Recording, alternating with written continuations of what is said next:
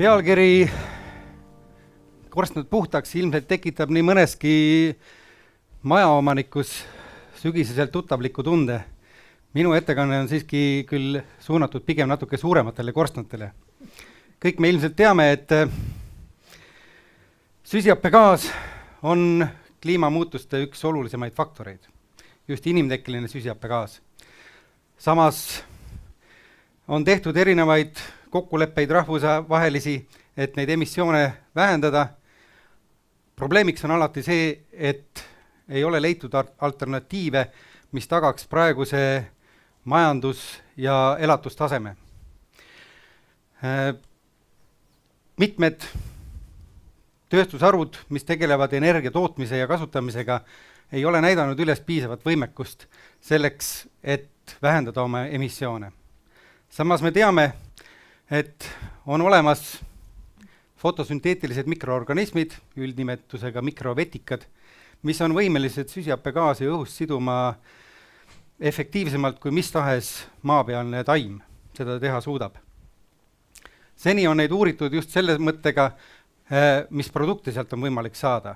Meie oleme uurinud just seda, et kuidas kasutada neid korstnagaasus leiduva süsihappegaasi sidumiseks. Praegused laboratoorsed uuringud on näidanud, et meie eraldatud mikrovetikad on võimelised edukalt kasvama ka tingimustes, mis vastavad korstnagaasile. Praeguseks hetkeks oleme me välja töötanud fotobioreaktori, mille sisendid, väljundid on kontrollitavad ja automatiseeritud, mis on kaugjuhitav, mille üks moodul on umbes 100 liitrit, seega väga sobiv igasuguseks teadustööks, aga mis on samas ka skaleeritav väga lihtsasti tööstuslikku mastaapi, mis toob mind esimese kontaktiotsingu soovini, ehk siis inimesed, kes te toodate süsihappegaasi. Siin me oleme.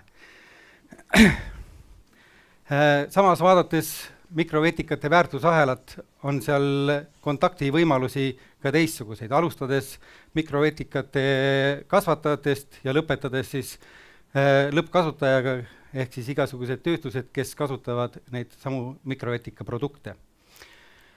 Meie unistuseks on see, et iga Eesti korstna ümber oleks väike mikrovetika park ja et seal korstna all köeks ahjus ainult mikrovetika õli. Tänan teid tähelepanu eest. Kohtumiseni.